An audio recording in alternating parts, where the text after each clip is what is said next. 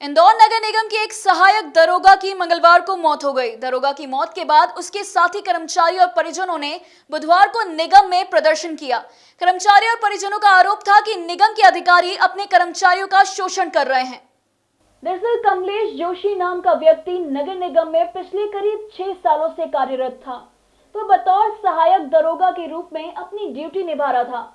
मंगलवार को भी वह अपनी ड्यूटी कर रहा था। इसी दौरान उसकी तबीयत बिगड़ गई, जिस पर उसे उसका भाई एक निजी क्लिनिक ले गया।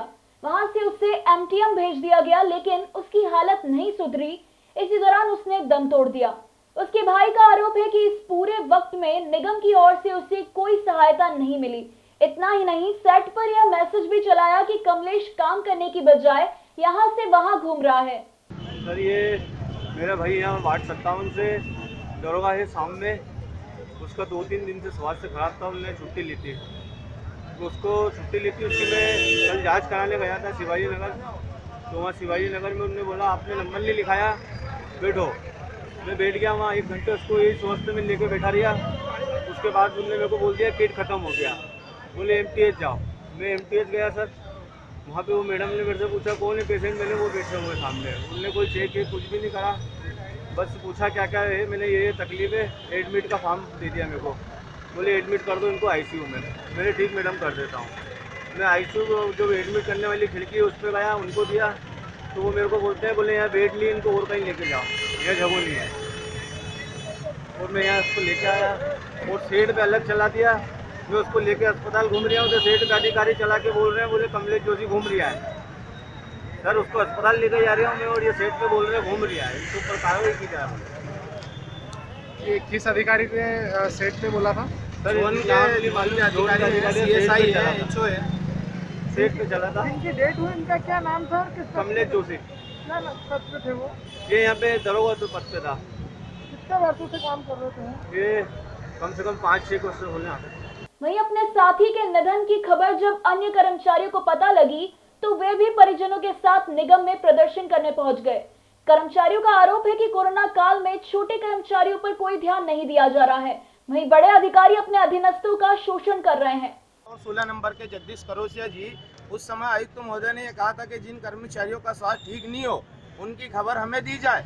बाकी ये अधिकारी झून पे बैठ के ये क्या करते हैं, ये खबर क्यों नहीं देते हैं? स्वच्छता में नंबर 1 लाओ, बस कर्मचारियों का शोषण हो उनकी बलि चढ़ाते जाओ, उनका स्वास्थ्य का ध्यान नहीं रखते हैं। क्या है, कर्मचारी पूछा है कभी आयुक्त अधिकारियों से कि उनकी सुरक्षा के लिए क्या ध्यान दे रहे हैं? बड़े बड़े अधिकारी अपना इलाज सही से करा के आ जाते हैं, छोटे कर्मचारियों की कोई सुनवाई नहीं होती है। बस उनको जाते और 50 लाख दे देते जैसे उनकी जान खरीद ली हो।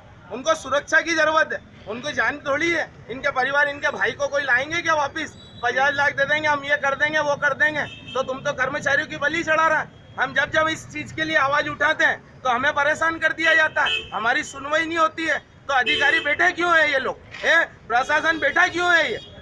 नेता लोग अपनी झाड़ने में लगे, अधिकारी अपनी झाड़ने में लगे, कर्मचारी मरे जा रही है। स्वच्छता अभियान चल रही है, नंबर 1 लाओ, कर्मचारी 12 बजाओ, इस मुद्दे पे बंद, उस मुद्दे पे बंद। परेशान हो गया कर्मचारी। जब आवाज उठाए तो हम बंद कर देते हैं, नौकरी से हटा देंगे, बंद कर देते हैं, रोक लगा देते हैं। ये कोई ध्यान दे रहे हो तुम अधिकारी हो, कर्मचारी? जब प्रजा दुखी रहेगी तो राजा किस काम का? इन लोगों को ध्यान दो। और इनसे क्या अधिकारियों से कह रहा हूँ कि अभी भी होश में आ जाओ, कर्मचारियों को मत दिलाओ गुस्सा, नहीं तो जब ये आंदोलन पे खड़े हो गए तो सब कुर्सी हिल जाएगी, बता दे रही हूँ मैं। इस मामले में निगम के स्वास्थ्य अधिकारी ने भी आरोपों को गलत बताया। उन्होंने कहा कि हमारे बीच से एक अच्छा काम करने वाला कर्मचारी चला गया, नियम अनुसार जो भी सहायता होगी वह की जाएगी। एक्चुअली ये जो हमारे यहाँ एक सहायक दरोगा था कमलेश जोशी, उसकी मृत्यु हुई है कल। और वो कल शाम को एमटीएच में गए थे और एमटीएच में उनका जो ऑक्सीजन लेवल वगैरह काफ़ी कम था, तो उन्होंने आईसीयू में भर्ती के लिए कहा था। वहाँ जगह ना होने की वजह से उनको अरविंदो रेफ़र किया गया था। इस बीच में ये घर गए और वहाँ जाने के लिए, अरविंदो जाने के लिए निकले तो रास्ते में उसकी मतलब वहाँ पे डेथ हो गई थी ट्रीटमेंट से पहले। तो परिवार वालों का यही कहना था कि उनके परिवार का और इनका ये सुरक्षा के लिए मतलब उनको आर्थिक जो मदद मिल सके।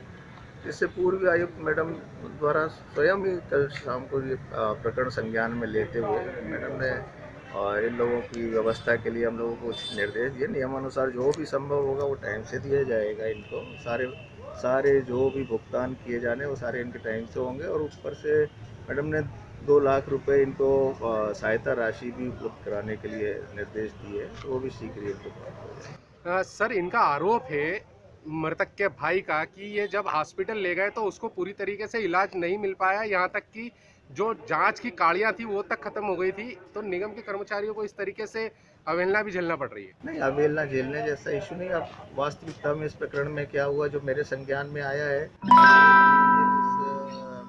बच्चे ने अपने आप को क्वारंटाइन करके रखा और थोड़ा सा ये डिले हुआ इनका। जो डॉक्टर को टाइम से ये दिखाना चाहिए था, मेरे को सीएसआई ने भी बताया और निरंतर संपर्क में थे। और ये चीज़ एक्चुअली इतने जल्दी सब कुछ जब इन्होंने टेस्ट कराने के लिए गए तो इनके पास ये मौका ही नहीं था। 1-2 घंटे के अंदर तो उसकी फिर 2 घंटे के अंदर डेथ ही हो गई थी। वो डिले हुआ।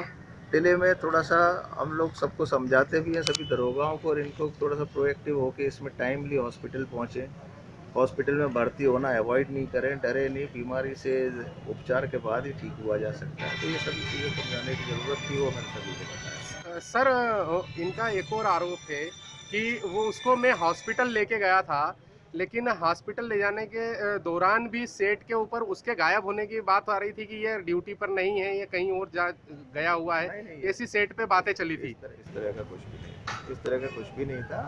इवन ये जब मोटरसाइकिल पे इसको लेके निकले थे तो सीएसआई ने खुद इनको पूछना चाहता था, लेकिन इन्होंने उसका फ़ोन भी पिक नहीं किया। अब ये सारी बातें करने का भी कोई मतलब नहीं है। बेचारा हमारा एक बहुत अच्छा कर्मचारी का मृत्यु हुई है, और इस तरह की कोई जो ज़रूरत और जो आवश्यकता होगी आयुक्त महोदय के निर्देशांक सारी पूरी कराई जाएगी, और भविष्य में और सुरक्षा के लिए सभी लोगों को निर्देश दिए जाएंगे। यह पहला मामला नहीं है जब किसी निगम कर्मचारी की मौत हुई हो, लेकिन निगम की कर्ता धर्ता का अपने निचले स्तर के कर्मचारियों के स्वास्थ्य पर ध्यान नहीं देना कई सवाल खड़े करता है।